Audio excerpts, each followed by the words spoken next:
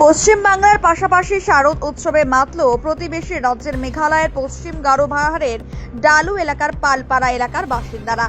এলাকার বাসিন্দা সুনীল পাল জানান 1996 সালে তারই হাত ধরে এই পুজো শুরু হয়। এখন এলাকার মহিলারা সকলে মিলে জল ভরা থেকে শুরু করে শাকবাজি উলুধ্বনি দিয়ে এই পুজোর আনন্দে মেতে ওঠে। পালপাড়ার সকল জনগণ এই পুজোয় অংশগ্রহণ করে পুজোকে সাফল্যের সাথে সম্পন্ন করে। এবার পুজোর আপনাদের কততম বর্ষ বা কিভাবে এই পুজোর শুরু? সকলকে সপ্তমী পূজার শুভেচ্ছা জানিয়ে আমরা আজ পূজা শুরু করেছি। 1996 সালে এই পূজা শুরু হয়। পালপাড়ার জনগণকে নিয়ে এই পূজা শুরু হয়। ঢাক বাজিয়ে উলুধ্বনি দিয়ে সকাল সকাল জল ভরতে দেখা গেল, কি বলবেন? প্রতি বছরে কি এভাবেই জল ভরা হয়ে থাকে? না, প্রতি বছর এইভাবে জল ভরা হয়নি, এটা মাঝখানে শুরু হয়েছে। মেয়েদের উৎসাহেই এই অনুষ্ঠান শুরু হয় এবং প্রচুর আনন্দ উপভোগ করে তারা এই ব্যাপারে। আপনার নাম? আমার নাম সুনীল পাল।